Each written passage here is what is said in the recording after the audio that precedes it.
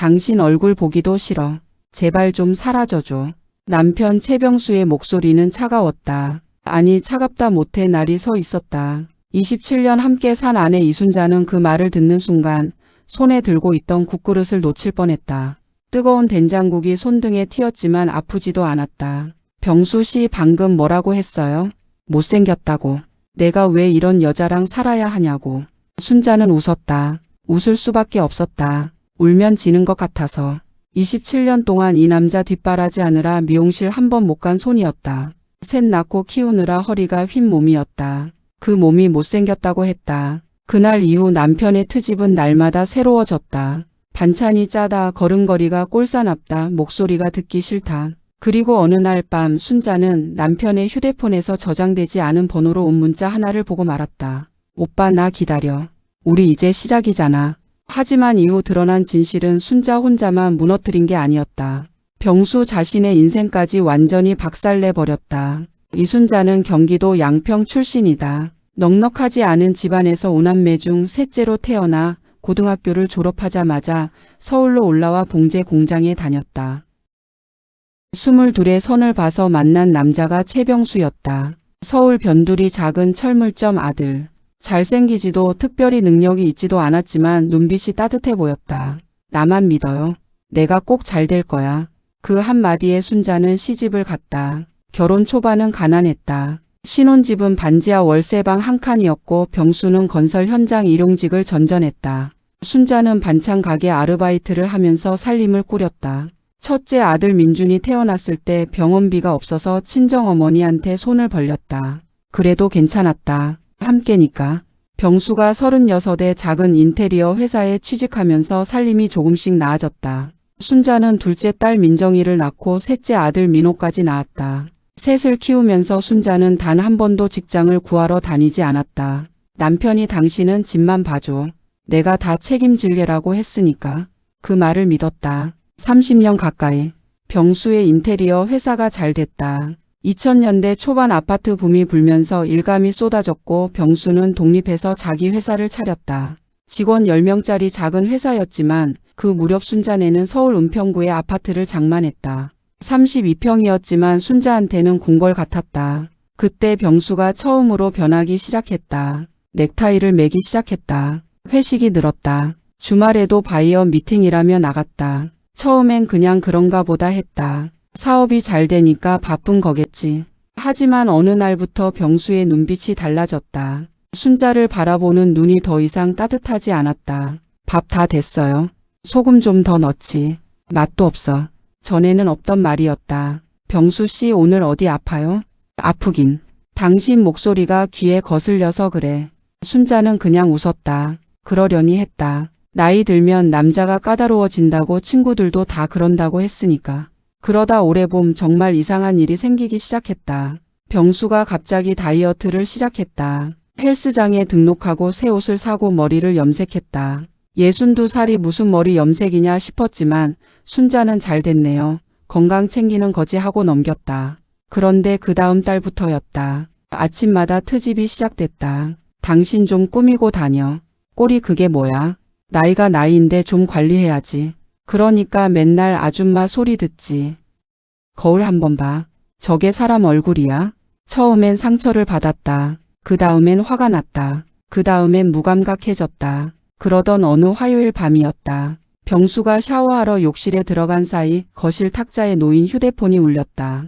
순자는 보려고 한 게 아니었다. 그냥 소리가 나서 봤을 뿐이었다. 저장되지 않은 번호. 그리고 문자 하나. 오빠 나 기다려. 우리 이제 진짜 시작이잖아. 사랑해. 순자의 손이 떨렸다. 심장이 바닥으로 떨어지는 느낌이 뭔지 그날 처음 알았다. 순자는 그날 밤 아무 말도 하지 않았다. 아무것도 못 본 척. 아무것도 모르는 척. 병수가 욕실에서 나왔을 때 순자는 이미 안방으로 들어가 불을 끄고 누워 있었다. 눈물이 났지만 소리는 내지 않았다. 베개가 젖는 걸 느끼면서도 꼼짝하지 않았다. 내가 잘못 본 거겠지. 설마 그런 일이. 우리가 27년인데. 하지만 그 다음 날도 그 다음 주도 병수의 행동은 달라지지 않았다. 오히려 더 노골적으로 변했다. 이혼 얘기가 처음 나온 건 5월의 어느 저녁이었다. 순자가 저녁상을 차리고 있는데 병수가 식탁 의자를 당겨 앉으며 대뜸 말했다. 우리 이혼하자.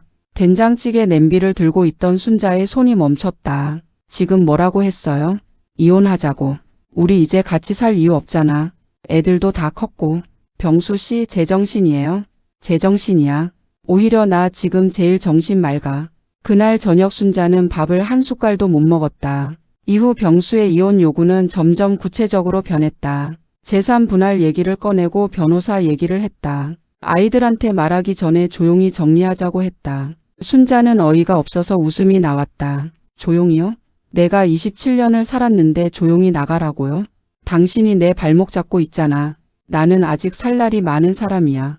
그 말이 비수처럼 꽂혔다. 발목. 27년이 발목이었다. 순자는 그제야 제대로 싸우기로 마음먹었다. 첫째 아들 민준에게 전화했다. 민준은 수원에서 회사를 다니며 결혼해서 살고 있었다. 민준은 말을 듣더니 한동안 침묵했다. 엄마 아버지가 요즘 이상하긴 했어. 나한테도 갑자기 너네 독립적으로 살아야 한다 이런 말 하더라고. 독립적으로? 응. 그때는 그냥 어른 말씀이겠거니 했는데 민준이 직접 아버지를 만났다. 그러나 병수는 아들 앞에서도 굽히지 않았다. 나도 행복하게 살 권리 있어. 내 엄마랑 나랑은 이미 오래됐어. 민준은 그 길로 어머니한테 전화해서 울먹였다. 엄마 미안해. 내가 어떻게 해야 할지 모르겠어. 딸 민정은 달랐다. 처음부터 불같이 화를 냈다. 아버지가 여자 생겼다는 거잖아. 엄마 절대 그냥 나가면 안 돼. 법대로 해야 해. 막내 민호는 아무 말도 못했다. 그냥 엄마 한마디 하고는 전화기 너머로 숨을 참는 소리만 들렸다. 순자는 새 아이의 전화를 끊고 혼자 마루에 앉았다. 창밖에 해가 지고 있었다. 오렌지빛 노을이 유리창에 비쳤다. 나는 못생겼나. 처음으로 그 말이 머릿속을 파고들었다. 병수가 수십 번 한 말. 처음엔 분노했고 나중엔 무시했는데 이렇게 혼자 있으니까 갑자기 그 말이 사실처럼 느껴졌다. 순자는 화장실 거울 앞에 섰다. 흰 머리가 뿌리 사이로 올라오는 머리. 눈가 주름. 손마디 굵어진 손.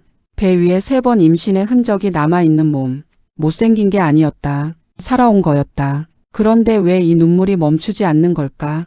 민정이가 움직였다. 딸은 조용히 그러나 치밀하게 움직였다. 아버지 회사 쪽으로 아는 지인을 통해 탐문했고 일주일 만에 상대 여자의 존재를 확인했다. 이름은 강지은. 나이 41살.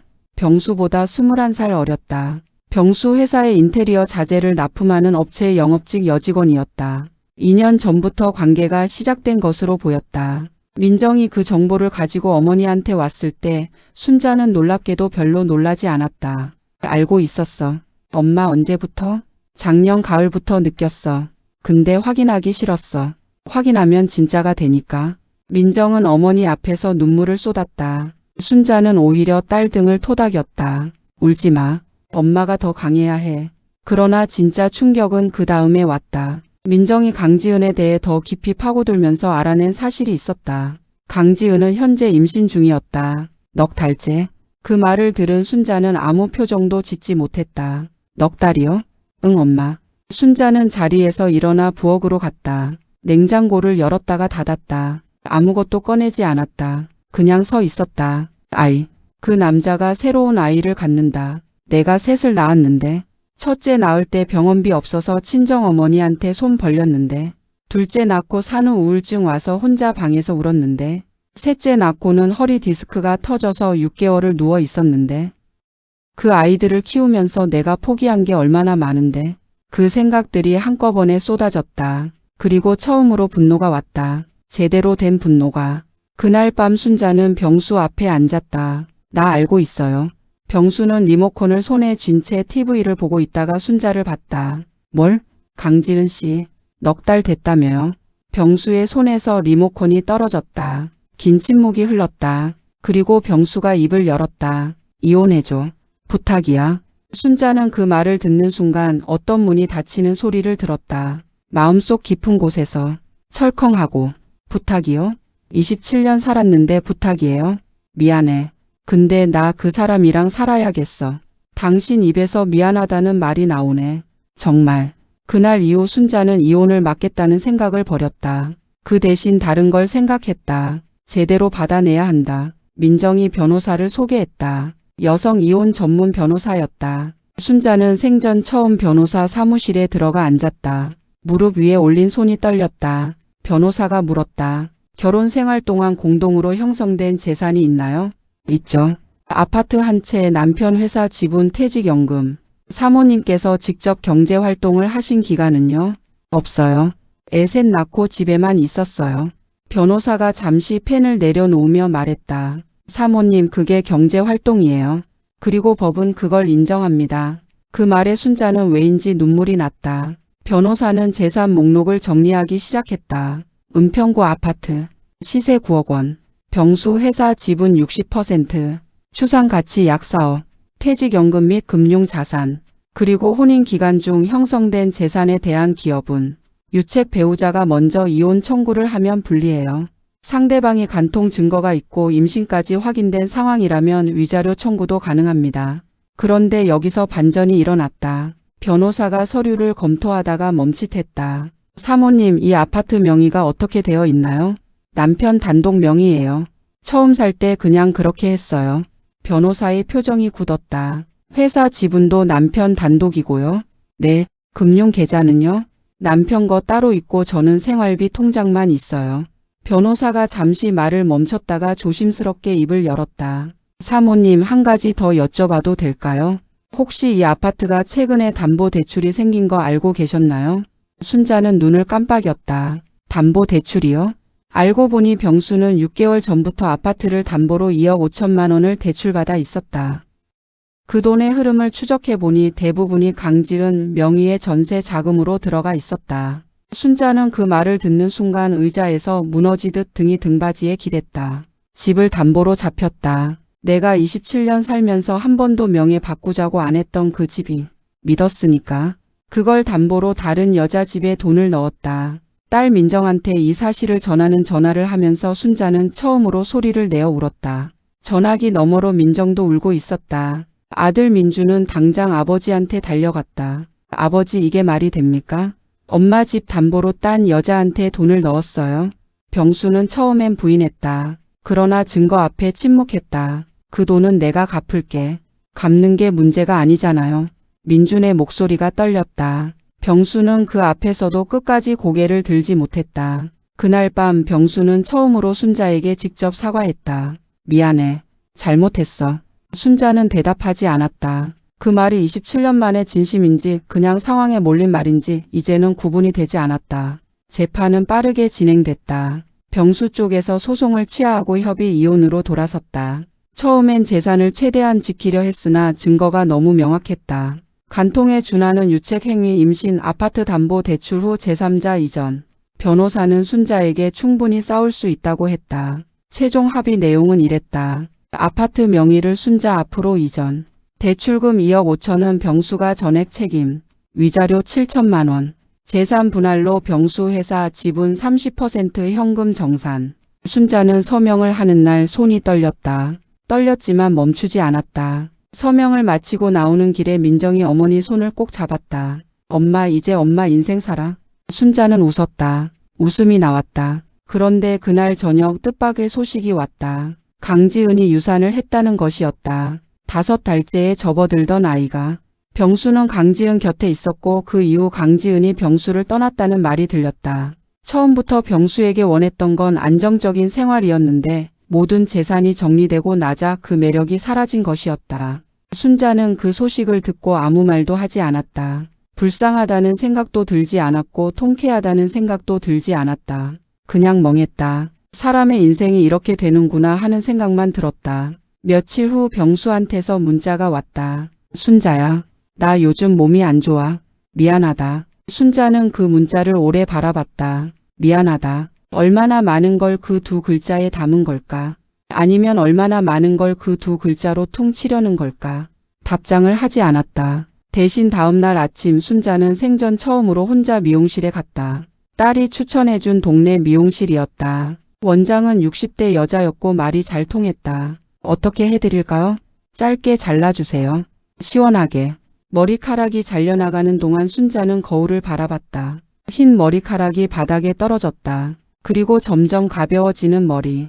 눈물이 날 줄 알았는데 나지 않았다. 오히려 어깨가 펴졌다. 며칠 후 순자는 결정을 하나 했다. 막내 민호의 권유로 문화센터 수채화 강좌를 등록했다. 한 번도 해본 적 없는 것이었다. 처음 붓을 잡던 날 강사가 말했다. 처음이라 망설이지 마시고 그냥 그어보세요. 순자는 흰 종이 위에 붓을 댔다. 파란색이 번졌다. 번지고 또 번졌다. 예쁘다는 생각이 들었다. 그날 저녁 창가에 앉아 수채화 물감이 묻은 손을 내려다보며 순자는 중얼거렸다. 나 여기 있잖아. 나 여기서 살고 있잖아. 그리고 오랜만에 긴 잠을 잤다. 사람들은 이혼을 끝이라고 한다. 하지만 이순자에게 그 봄은 끝이 아니었다. 27년 만에 비로소 자신의 이름을 되찾은 시작이었다. 그녀는 그제야 깨달았다. 못생겼다는 말이 상처였던 건 아직 자기 자신을 사랑하지 못했기 때문이었다는 걸.